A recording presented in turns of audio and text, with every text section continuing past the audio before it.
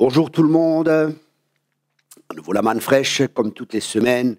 Je vous encourage à vous abonner à la manne fraîche. C'est toujours des messages qui sont d'actualité, qui vont vous aider à affronter les temps qui sont là, les temps difficiles et en même temps la gloire de Dieu qui va se déverser.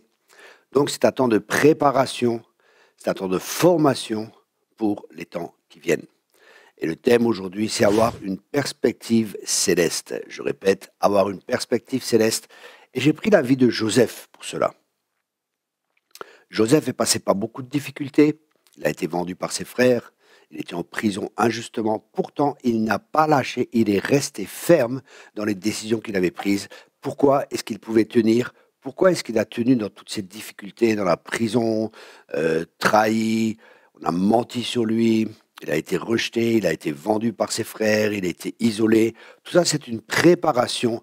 Et parce qu'il avait une perspective céleste, parce qu'il avait un rêve, cela lui a permis de tenir malgré les difficultés, malgré les épreuves qu'il avait. Il a tenu ferme. Comme disait l'apôtre Paul, j'ai été saisi par la vision céleste. Et nous devons être saisis par quelque chose qui est plus important que notre vie. C'est la vision que Dieu nous donne, c'est la perspective de Dieu. Et c'est pour ça qu'il est tellement important d'avoir une perspective céleste pour amener le ciel sur la terre. Parce que c'est à quoi nous sommes appelés, amener le ciel sur la terre. Beaucoup de chrétiens, malheureusement, veulent aller au ciel. Oh, j'espère que j'irai au ciel un jour. Dieu ne te veut pas encore au ciel. S'il t'a sauvé, c'est pour que tu l'aides à faire avancer son royaume, le royaume de Dieu. Et c'est intéressant parce que quand on lit Joseph, au verset, dans Genèse 45, on voit, dans Joseph 45, verset 4, Joseph dit à ses frères, approchez-vous de moi, et ils s'approchèrent. Il dit, je suis Joseph, votre frère que vous avez vendu pour être mené en Égypte. Ah, là, il devait avoir peur quand ils ont entendu ça.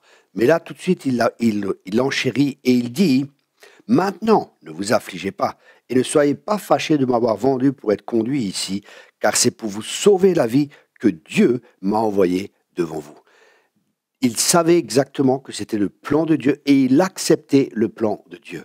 C'est très important parce qu'on peut avoir des fausses attentes de ce que Dieu veut faire, comment Dieu va le faire, parce que Dieu avait donné une vision à Joseph, mais il ne lui a pas dit tout le processus par lequel il devait passer. Et c'est tout un processus de formation pour qu'il puisse régner et pour qu'il puisse accomplir sa destinée qui est glorieuse. Ensuite, il dit, voilà 2 ans que la famine est dans le pays, et pendant 5 années encore, il n'y aura ni labour, ni moisson.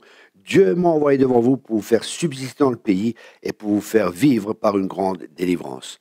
Vous voyez, Joseph vivait pas juste pour lui, il vivait pour la vision que Dieu lui avait donnée, pour le rêve que Dieu lui avait donné, et c'est un grand rêve.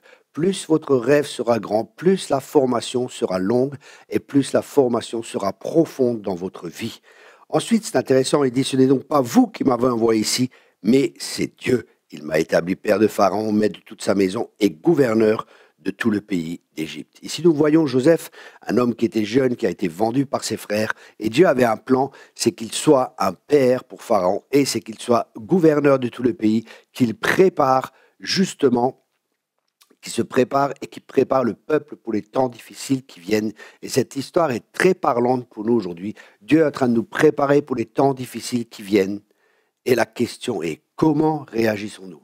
Sans vision céleste, sans perspective céleste, sans compréhension du plan de Dieu, nous allons peut-être dire, mais c'est injuste, je suis en prison, c'est injuste, mes frères m'ont vendu. On peut permettre à l'amertume de venir dans notre cœur et cela va nous empêcher d'entrer dans les plans glorieux que Dieu a prévus pour nous. D'où l'importance d'avoir une vision céleste. Parce que quand on a une vision céleste, on saura que tout concourt au bien de ceux qui aiment Dieu. La Bible dit que Joseph prospérait en prison.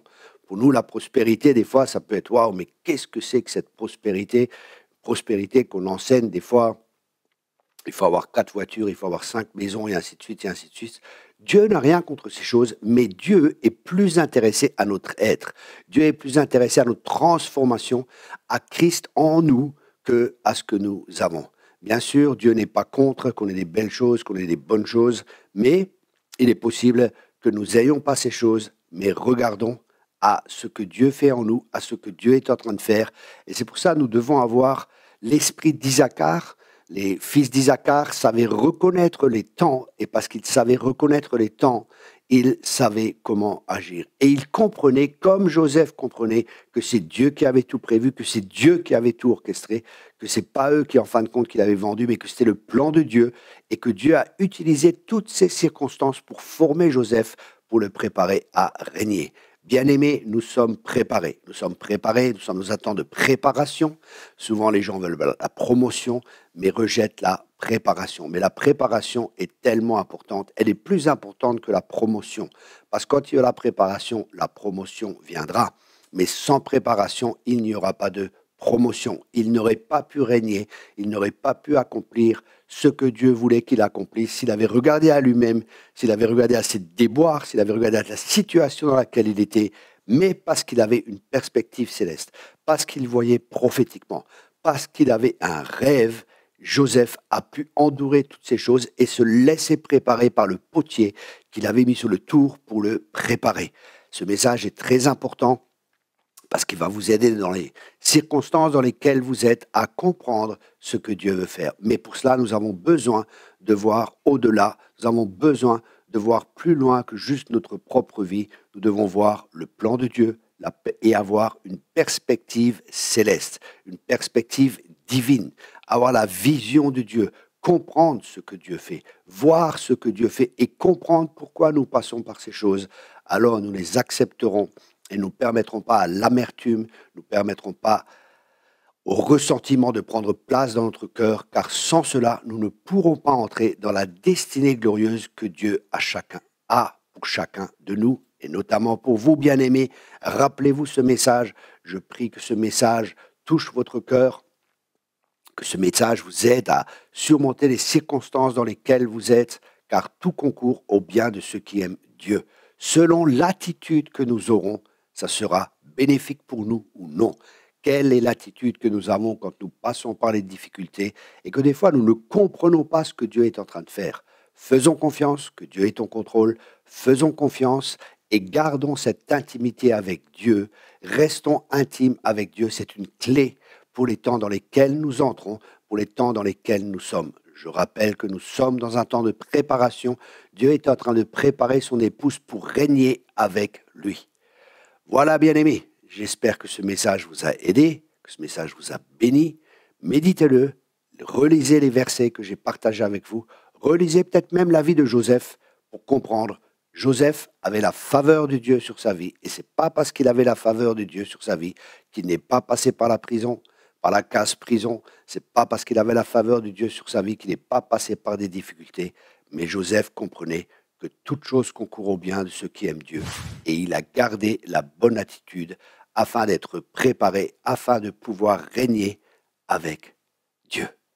Voilà, bien-aimés, je vous souhaite une bonne journée, une bonne semaine, et on se voit la semaine prochaine sur notre manne fraîche. Soyez tous abondamment bénis, n'oubliez pas de vous abonner et n'oubliez pas de partager cette vidéo pour bénir le plus grand nombre. Au revoir.